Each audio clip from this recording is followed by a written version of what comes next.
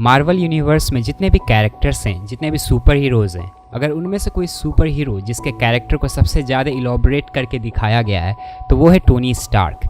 उसके फ्लॉज से लेकर के उसके एडवांटेज तक सब कुछ विदाउट सुगर कोट प्रेजेंट किया गया है। कहाँ वो गलत होता है, कहाँ वो अपनी ईगो में फंसा होता है, कब वो एकदम से सेल्फ ऑब्सेस्ड होता है, कब उसे मौत का डर होता है, कुछ भी छुपाया नहीं गया है। और ऐसा क्यों? Because in the and he is just a human being like all of us. He isn't just about all good.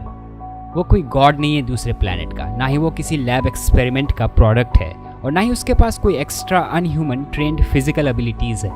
All he has his mind and his will to survive like us.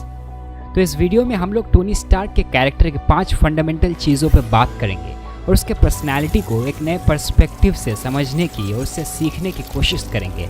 And I promise you after this video you will not see Tony Stark the same way again. पहली चीज़, he is unconventional. वो एक चीज़ जो Tony Stark को बाकी super heroes से अलग करता है वो है उसका एटीट्यूड, जो बाकी हीरोज़ के कंपेयर में काफ़ी डिफरेंट है। जहाँ सुपर हीरोज़ यूजुअली अपनी आइडेंटिटी को हाइड करके रखना चाहते हैं, वहीं टोनी स्टार्क अपने सुपर हीरो आइडेंटिटी को पूरे प्रेस कॉन्फ्रेंस के सामने अनाउंस करता है। I am Iron Man. जहाँ सुपर हीरोज़ अंडरग्राउंड रह करके काम करते हैं, वहीं टोनी स्टार्क लोगों के बीच शहर में अपनी बड़ी टावर खड़ी कर रखी है। बहुत को टोनी का ये कॉर्पोरेट इमेज भी लग सकता है, लाइक ए बिजनेस लीडर, जो बहुत हद तक सही है। बट यूजुअली आप देखोगे जितने भी कॉर्पोरेट लीडर्स है, बिजनेस लीडर्स है, वो अपने आप को हम्बल और ह्यूमिलिटी के साथ पेश करते हैं। लेकिन Tony Stark, we all know, Tony Stark में थोड़ा एक सोशल नॉन कन्फॉर्मिटी है जो उसे इतना अपीलिंग और अट्रैक्टिव बनाता है। लोग क्या एक्सपेक्ट करते हैं उससे, उसे क्या करना चाहिए सोसाइटी के हिसाब से, ये चीज़ उसके लिए उतना मैटर नहीं करता है। In case of Tony Stark it is his way or no वे। और ऐसा नहीं है कि ये एटीट्यूड हमेशा ही उसके फेवर में काम करता है, समटाइम्स इट डजंट। पर मेरा पॉइंट ये है कि हमें भी कुछ हद तक अनकन्वेंशनल होने की ज़रूरत है, स्पेशली हमारे काम को लेके। यदि आपको इस भीड़ में अपने काम को नोटिस कराना है तो you will have to do it differently. Be unconventional like Tony Stark. दूसरी चीज़ है ही स्पीक्स हिज माइंड। यह एक इंग्लिश फ्रेज़ है, स्पीक वंस माइंड, मतलब कि अपना जो भी ओपिनियन हो उसे बिना झिझक के बोल देना। टोनी स्टार्क दिमाग से जुबान तक लाने में कोई चीज़ फिल्टर नहीं करता है। उसका तुम्हारे प्रति जो भी ओपिनियन होगा he will say right on your face. He doesn't care if you are offended. If Thanos needs those 6, why don't we just stick this one down the garbage disposal? No can do. We swore an oath to protect the time. If there is something good in you, he will appreciate it. Wong, you're invited to my wedding. If there is something bad, he will say right on the spot. That man is playing Galaga. Thought we wouldn't notice, but we did. और इस habit को हमें भी practice करना चाहिए अपने relationships में, friendships में। It makes things less confusing. और ऑनेस्ट ओपिनियन की ज़रूरत स्पेशली तब होती है जब हमसे कोई अपने काम के लिए रिमार्क मांगता है, उस पर टिप्पणी करने को कहता है। मोस्ट ऑफ द टाइम्स अगले बंदे का काम खराब भी हो तो भी हम उसे एक झूठा एश्योरेंस दे देते हैं, भाई सही काम कियो, भाई फाड़ दियो, ताकि वो ऑफेंड ना हो, उसे खराब ना लगे। और ये बहुत ही गलत बात है। झूठा एश्योरेंस एक बहुत बड़ा कारण है कि हम लोग अपने काम में जल्दी से इम्प्रूव नहीं कर पाते हैं। The earlier you find mistakes in your work the faster you will improve. Tony Stark के जैसे हमें भी हमेशा दूसरों के प्रति, दोस्तों के बीच में अपना ऑनेस्ट ओपिनियन रखना चाहिए, और खुद के लिए भी लोगों से ऑनेस्ट ओपिनियन ही लेनी चाहिए और उसे सुनने की हिम्मत भी होनी चाहिए। Because there is no real progress without true and honest criticism. So always speak your mind like Tony Stark. Number 3, he has a sense of urgency. जितने भी सुपर हीरोज़ हैं मार्वल यूनिवर्स में, सबके सब मॉर्टल बीइंग हैं, मतलब कि वो लोग भी मर सकते हैं। They are not immortal. Even Thor जो कि एक गॉड है, he can also die.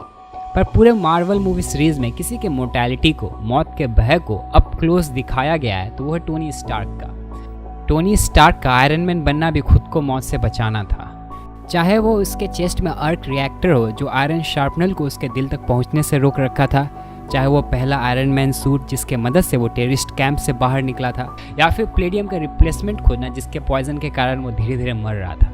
Iron man दुनिया के इविल्स के साथ साथ अपने मौत से भी लड़ता है। और जिस मोर्टैलिटी की बात कर रहे हैं हम, वो फर्स्ट एवेंजर मूवी के बाद से और भी उसके लाइफ में बढ़ जाती है। न्यूयॉर्क एलियन अटैक के बाद टोनी को ये रियलाइज़ हो जाता है कि जिस तरह के नए प्रॉब्लम्स आ रहे हैं और जिस तरह के आ रहे हैं, एक दिन शायद वो काफ़ी नहीं होगा। May be he will fail. Nothing's been the same since New York. You experience things, and then they're over and you still can't explain them?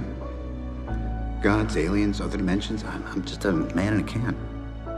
और ये डर उसके लाइफ में एक सेंस ऑफ अर्जेंसी क्रिएट करता है, जिसके कारण वो खुद को ऑब्सेसिवली अपग्रेड करता रहता है। 1000 तरह के पावरफुल वेपन अपने आर्मर में सेट करता है, बहुत सारे एक्स्ट्रा आयरन मैन सूट्स बनाता है। वो दिन आने से पहले ही wants to be fully prepared. और ठीक टोनी स्टार्क के तरह यदि हमें भी इस हाईटेक वर्ल्ड में रेलेवेंट रहना है तो हमें भी अपने नॉलेज और स्किल सेट को कॉन्स्टेंटली अपग्रेड करने की ज़रूरत है।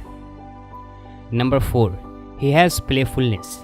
टोनी स्टार्क जैसा करिज्मेटिक कैरेक्टर मार्वल यूनिवर्स में कोई दूसरा नहीं है। इसका पहला रीज़न तो रॉबर्ट डॉनी जूनियर खुद ही है। जिस तरह से उन्होंने इस कैरेक्टर को निभाए हैं, ही इज़ इररिप्लेसेबल। कोई दूसरा हम इमेजिन भी नहीं कर सकते हैं एज एन आयरन मैन। और सेकेंड रीज़न है टोनी स्टार्क का nature. He is full of fun and a man of high spirits. Tony Stark के हर एक अंदाज में, जैसे वो बात करता है, जैसे वो लड़ता है, जैसे वो आर्ग्यू करता है, इवन जैसे वो शो ऑफ भी करता है, उसके हर एक अंदाज में एक लाइवलीनेस होता है, एक जॉली मूड होता है। You ever tried shawarma? There's a shawarma joint about 2 blocks from here. I don't know what it is, but I want to try it. We're not finished yet. And then shawarma after. हाँ, वो दूसरी बात है कि कभी कभी ये playfulness arrogancy में बदल जाती है, तो कभी सेल्फ ऑब्सेशन में, तो कभी मैडनेस में। पर कुछ भी हो, at least he is not boring. Battlefield में भी टोनी स्टार्क का एक अलग ही अंदाज होता है, जिससे एक्शन सीन देखने का मज़ा ही दोगुना हो जाता है। I'm sorry, Earth is closed today. You better pack it up and get out of here. और अगर हमें भी टोनी स्टार्क के जैसे अपने लाइफ में इनोवेटिव होना, उतना ही चार्मिंग पर्सनालिटी बनानी है, तो हमें भी कुछ हद तक अपने लाइफ में प्लेफुलनेस लाने की ज़रूरत है। We need to be little jolly in nature. Number 5 and the most important one, he is a mechanic. जब भी हम कोई आयरन मैन की मूवी देखते हैं, उसमें बेसिकली टोनी स्टार्क के 2 आइडेंटिटी को ही हाईलाइट किया जाता है। एक जब वो अपने टैक्सीडो में होता है as one of the richest person, और दूसरा जब वो आयरन मैन आर्मर पहन के लड़ रहा होता है। बट आई थिंक एक तीसरा आइडेंटिटी भी है टोनी स्टार्क का, जिसे उतना स्क्रीन टाइम नहीं मिलता है और ना ही उतना क्रेडिट, और वो है जब वो अपने गराज में अकेले काम कर रहा होता है, लाइक ए मैकेनिक। स्टोरी के हिसाब से नेसेसरी ना होने के कारण जब भी उसके गराज का सीन आता है तो यूजुअली उसे टाइम लैप्स में ही निकाल दिया जाता है, फास्ट फॉरवर्ड करके with background music. But movie में कोई सीन है जो टोनी स्टार्क के रियल स्ट्रेंथ को दिखाती है, तो वो है उसका गराज का सीन। पहली बार टोनी स्टार्क उन लोगों में से नहीं है जो पोजीशन होल्ड करके दूसरे लोगों से काम करवाने का शौक रखते हैं। उसे खुद ही काम करने में मज़ा आता है, ग्राउंड लेवल से लेकर के हायर लेवल तक।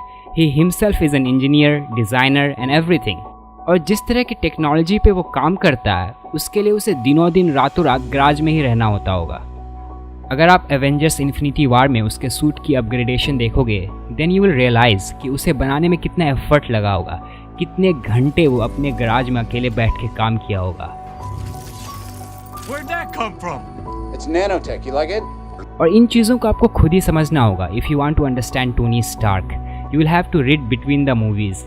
एक इंग्लिश में कोट है, champions are not made in the ring, they are merely recognised there. ये जितने भी रियल लाइफ चैम्पियंस हैं ना, चाहे वो मोहम्मद अली हो या मेसी हो या विराट कोहली हो, हम बस उनके अचीवमेंट्स के कारण ही उन्हें चैम्पियंस मानते हैं। बट वो लोग बहुत कम उम्र से ही अपने स्किल पे वर्क कर रहे हैं। They have given hours and hours to hone their craft, to get perfect at it. और ये एक्चुअल रीज़न है उनके चैम्पियन होने का। और जैसे टोनी स्टार्क की रियल लेबर और हार्डवर्क मूवी में दिख नहीं पाती है, उसी तरह इन लोगों के रियल लेबर और हार्डवर्क से दुनिया परिचित नहीं है। हकीकत तो ये है कि अगर आपको अपने किसी स्किल को बेहतर करना, यदि उसमें मास्टरी हासिल करनी है, तो आपको टाइम देना पड़ेगा, और बहुत ही टाइम देना पड़ेगा। कोई चीज़ में मास्टरी एक हफ्ते में हासिल नहीं होती। Tony Stark is Iron Man not just because he has Iron Man suit, but because he is also willing to work like an Iron Man, like a mechanic, for hours and hours alone in his garage. तो ये थे 5 rules Tony Stark के। अगर ये video देखने में आपको मज़ा आया हो तो लाइक कीजिए, शेयर कीजिए, कमेंट में बताएं कि आप टोनी स्टार्क से क्या सीखे, आपको टोनी स्टार्क में क्या अच्छा लगता है। And if you are new to this channel then please subscribe and press the notification bell.